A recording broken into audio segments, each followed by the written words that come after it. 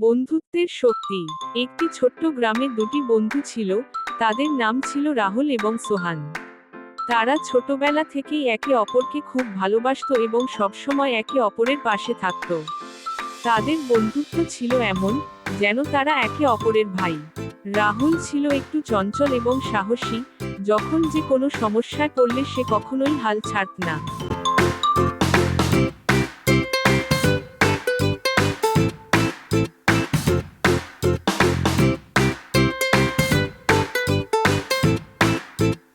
অন্যদিকে সোহান ছিল শান্ত, ভাবুক এবং খুবই সহানুভূতিশীল।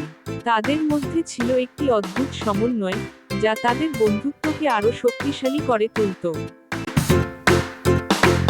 একদিন গ্রামের বাইরে একটি বড় খাল পার হওয়ার জন্য এক নতুন সেতু তৈরি হচ্ছিল। সেতুটি ছিল অনেক উচ্চতায়, এবং খালটি ছিল গভীর। গ্রামের সবাই চিন্তা করছিল, যদি সেতু তৈরি করার সময় কিছু বিপদ ঘটে তাহলে কি হবে। কিন্তু রাহুল, নিজের সাহসিকতা ও চঞ্চলতায়, সেতুর নির্মাণ কাজে হাত দিতে চাইছিল। সোহান, তবে, তার সতর্ক ও চিন্তাভাবনা নিয়ে চিন্তা করছিল। রাহুল বলল, ভয় পেলে তা জানাতে হবে। তারপর তারা ঠিক করল, দুজনেই একসাথে কাজ করবে এবং একে অপরকে সাহায্য করবে। রাহুল সেতুর প্রাথমিক কাজ শুরু করতে গেল, কিন্তু একসময় সে পা পিছলে পড়ে গেল।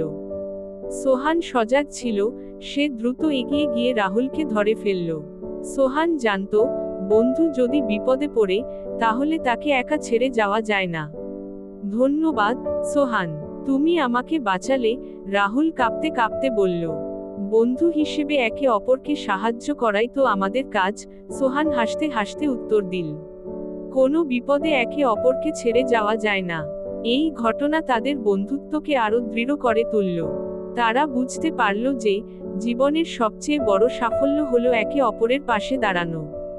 একে অপরকে সমর্থন করলে, পৃথিবীর কোনো বিপদই তাদের আলাদা করতে পারবে না। গ্রামের সবাই তাদের বন্ধুত্বের গল্প শুনে মুগ্ধ হয়েছিল এবং রাহুল ও সোহানকে একজন আদর্শ বন্ধু হিসেবে দেখতে শুরু করেছিল। তারা একে অপরের সাথে প্রতিদিন সময় কাটাতো এবং নিজেদের চিন্তাভাবনাগুলি শেয়ার করত।